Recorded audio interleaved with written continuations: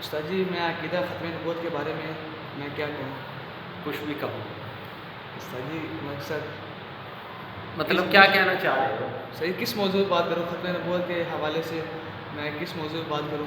عقیدہ ختم نبوت پہ تو موضوع کی ضرورت ہی نہیں، بس قادیانیوں کو کافر کہو اور قادیانیوں کو رگڑا دو اچھا خاصا۔ قادیانیوں کے حوالے سے جو ان کا مرزا قادیانی ہے، غلام احمد قادیانی، اس کی سیرت اور کردار پہ بات کرو۔ اصل میں تمہارے کچھ رشتہ دار جو قادیانی ہیں ان کو بھی بلا کے کہو کہ آؤ تو صحیح، تم اس کو غلام احمد قادیانی کو کیا کہہ رہے ہو؟ نبی سمجھ رہے ہو؟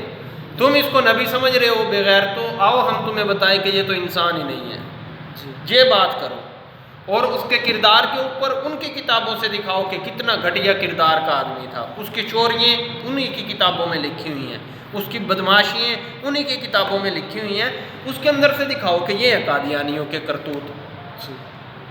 تو ان کو بلاؤ آپ، اور بالخصوص جو ہے جب تمہارے یہ قادیانی رشتہ دار جمع ہو جائیں کہیں پہ، ان سے دینی بات کرنے کے بجائے وہ کہیں کہ مسیح علیہ السلام کی حیات پہ بات کرتے ہیں، وہ کہیں کہ جی دیکھو ہم بھی تمہیں مسلمان سمجھتے ہیں، تم بھی ہمیں مسلمان سمجھو، ان کو ساری باتیں چھوڑو، سب سے پہلے ایک بات کرو کہ غلام احمد قادیانی کیا تھا، وہ کذاب تھا یا نہیں، وہ جھوٹا تھا یا نہیں۔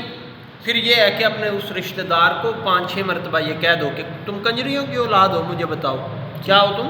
کنجریوں کی اولاد ہو۔ ہاں، اس سے پوچھو تم کنجریوں کی اولاد ہو، وہ کہے گا نہیں، اس کو کہنا کہ اچھا ٹھیک ہے تم نہیں تو ہم کنجریوں کی اولاد ہیں، جو تمہارا بڑا وہ کنجر کا بچہ کہہ کے گیا ہے کہ جو ہمیں نہیں مانے گا وہ کنجریوں کی اولاد ہے۔